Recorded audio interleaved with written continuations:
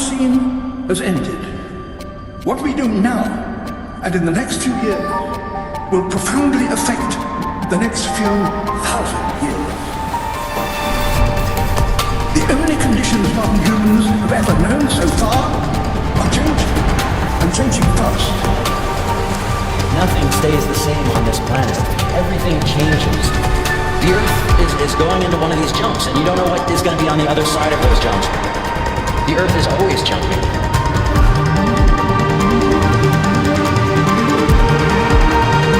Things move on this planet. Things are not still. Everything is turning.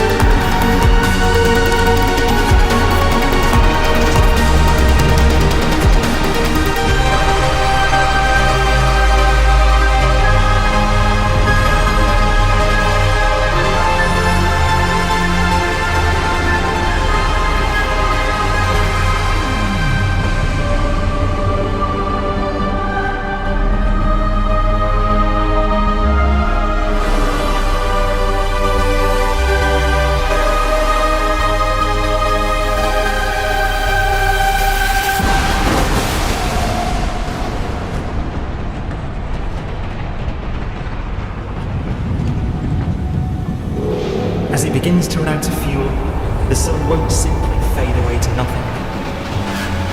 Its core will collapse, and the extra heat this generates will cause its outer layers to expand.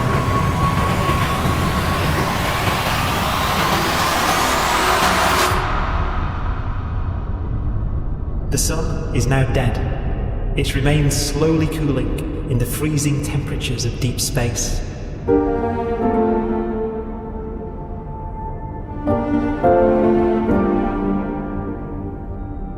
The fate of the sun is the same as for all stars. One day, they must all eventually die, and the cosmos will be plunged into eternal night. All stars eventually will run out of fuel. The temperature of the universe drops. The stars, one by one, in the night sky, will turn off. And there'll be no more new stars created. And so that the universe will end not with a bang, but with a whimper. And not in fire, but in ice.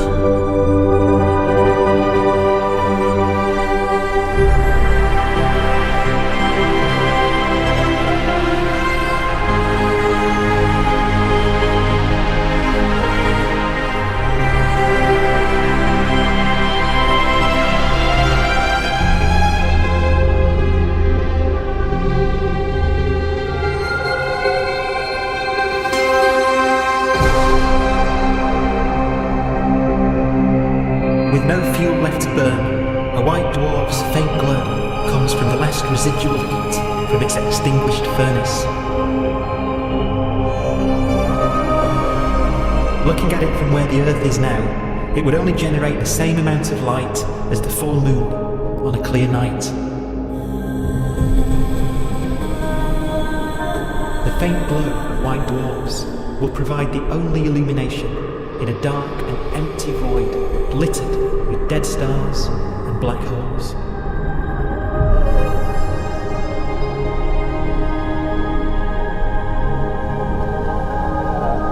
In some ways, it's kind of a ghost universe. It's the corpses, the zombie stars, that will take us into the future.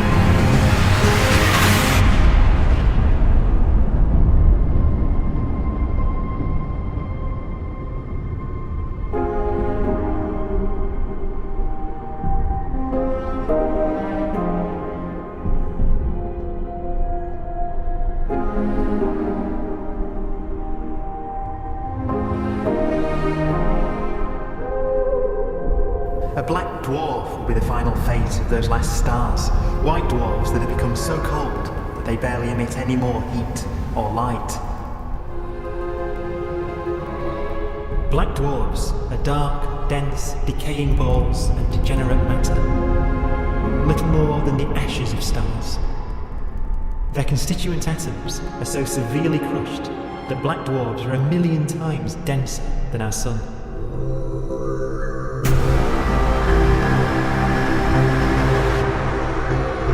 Stars take so long to reach this point, we believe there are currently no black dwarfs in the universe.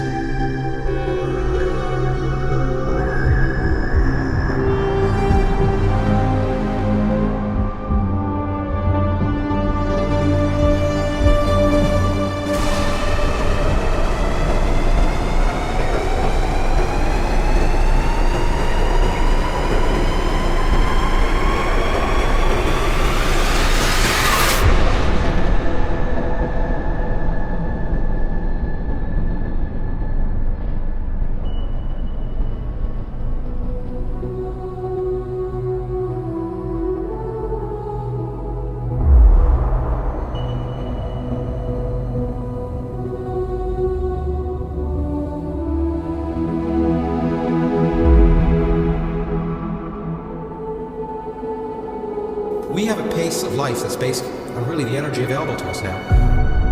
You could imagine living conscious systems which have a very different pace and therefore can extend out at least a lot farther than you'd imagine otherwise. You could have a living system where if it had a thought every 10 trillion years, that would seem normal. Even if our life dies out, one could imagine at some time arbitrarily far in the future, a fluctuation occurs which allows intelligent life to exist again for a little while. So you might have islands of time of intelligence.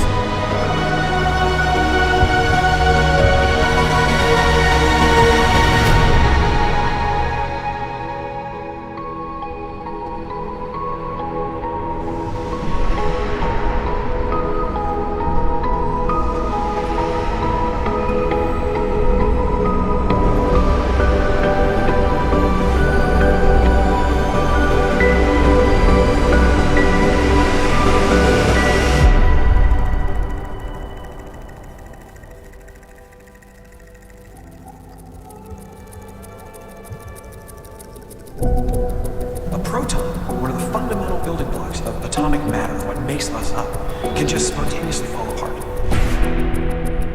Any material that evades the pull of a black hole eventually dies away as its protons disintegrate.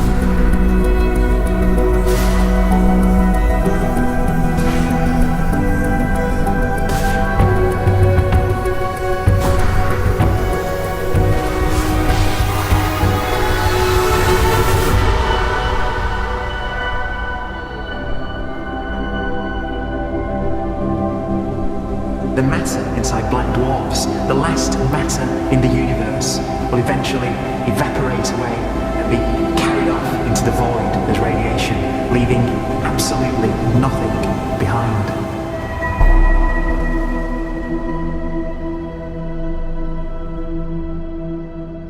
With the black dwarfs gone, there won't be a single atom of matter left. All that will remain of our once rich cosmos will be particles of light and black holes.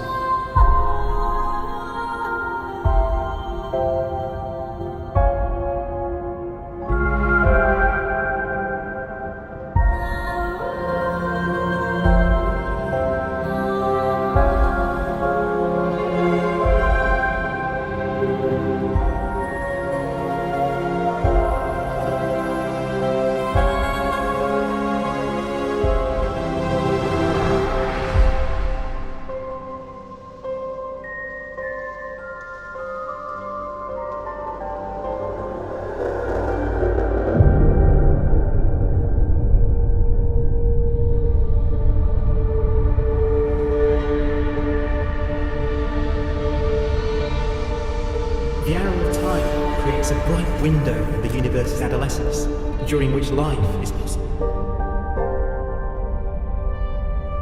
But it's a window that doesn't stay open for long.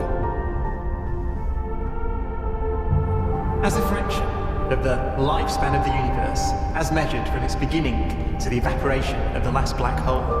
Life, as we know it, is only possible for 1,000th of a billion billion billionth billion billion billionth billion billion billionth of a percent.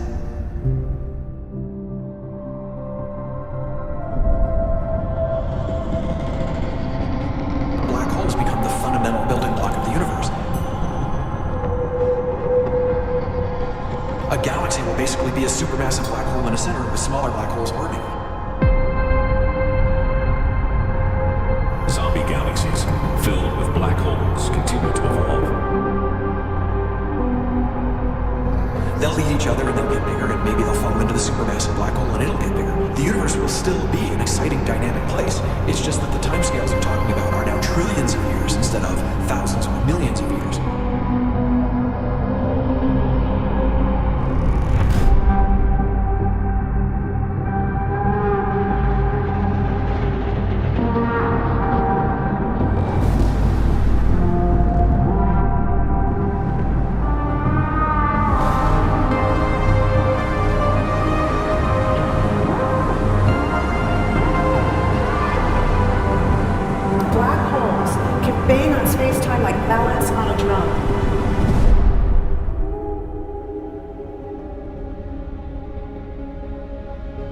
And they have a very characteristic song.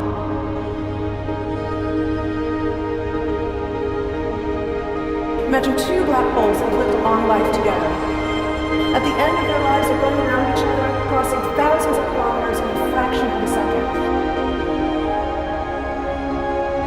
As they do so, they leave behind in their wake a ringing of space, an actual wave in space-time.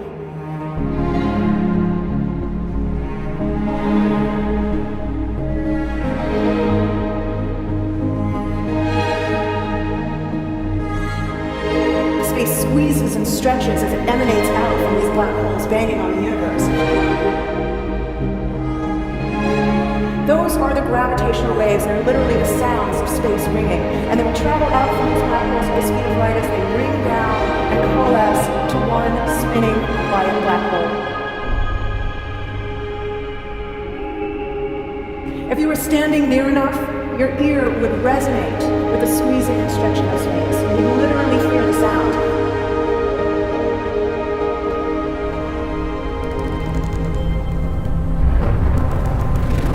Imagine a lighter black hole falling into a very heavy black hole. The sound you're hearing is a light black hole banging on space each time it gets close.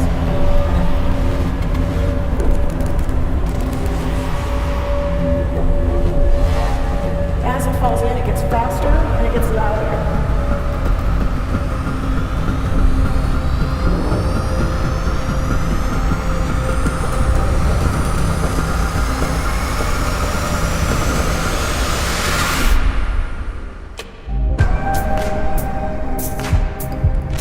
Scientists used to think black holes were a world, but even these will one day die.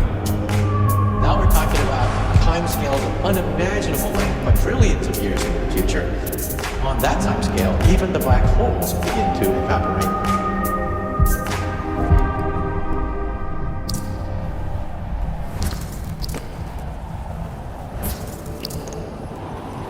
According to quantum mechanics, space is filled with virtual particles, antiparticles, that are constantly materializing in pairs, separating, coming together again, and annihilating each other. In the presence of a black hole, one member of a pair of virtual particles may fall into the hole, leaving the other member without a partner with which to annihilate. The forsaken particle appears to be radiation emitted by the black hole. And so, black holes are not eternal. They evaporate away at an increasing rate until they vanish in a gigantic explosion.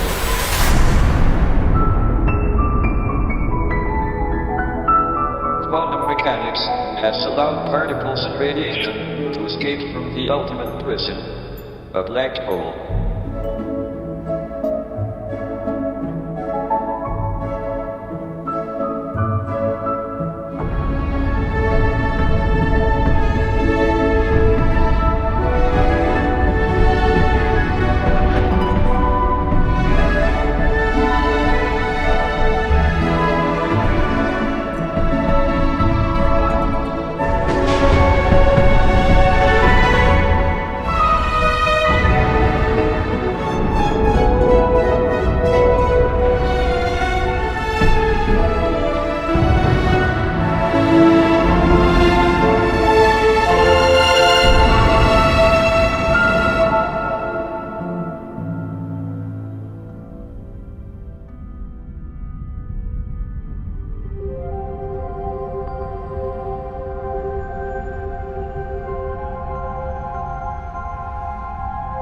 Philosophers and poets have asked the question, will the world end in fire or ice? We can now give an answer. The latest evidence shows that the universe is not slowing down, but it's speeding up out of control. And the universe, we think, will die in ice. Trillions upon trillions of years from now. Empty space itself has energy, and every little cubic centimeter of space, whether or not there's stuff, whether or not there's particles, matter, radiation, or whatever, there is still energy, even in the space itself. And this energy, according to Einstein, exerts a push on the universe. What is the weird stuff that's accelerating the universe? We call it dark energy. And this stuff is the dominant stuff of the universe. Almost 3/4 of the matter-energy content of the universe is this dark energy. And we don't know what it is. Dark energy, unlike matter or radiation, does not dilute away as the universe expands. This has crucial implications for what the universe is going to do in the future.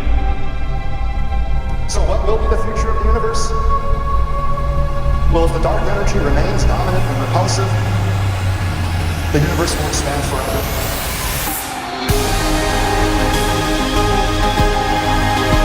Faster and faster and faster with time. A runaway universe. 70% of the energy of the universe resides in empty space, and we don't understand why. But we do know what will happen. If that energy continues to be there, the universe will become cold and dark and empty. That's the future as it might be. We don't know because we don't yet understand the nature of dark energy. Until we do, we won't know the future, we won't even understand our own origins, and that's why we want to know and study this subject.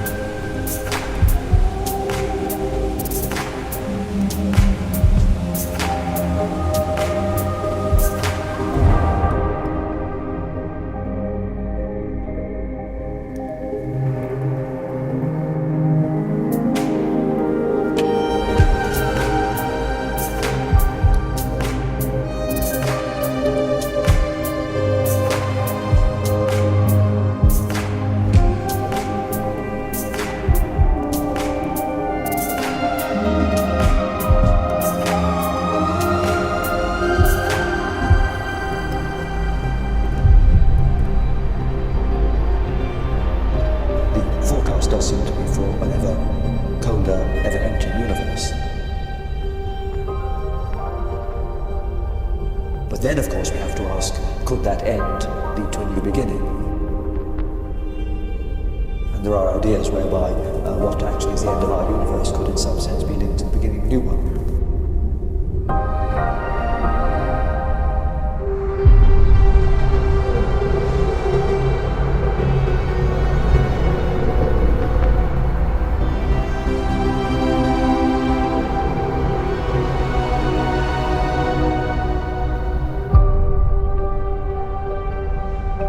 We've worked out the mathematics, the equations. They seem to say that if you have an atom smasher that can concentrate tremendous amounts of energy at a single point, you can perhaps open up a gateway, a baby universe.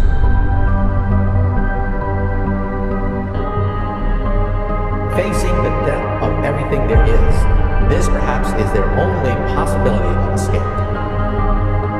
And this also raises a very intriguing possibility, sheer speculation of course, that perhaps any universe that has intelligent life in it will create baby universes, will create lifeboats, and proliferate child universes. So an evolution may take among universes in the multiverse. Survival of the fittest may take place. So those universes which do not have intelligent life are infertile. They have no children. But those universes that have mild temperatures, stars like us, would create civilizations that could open up child universes, and they would then proliferate.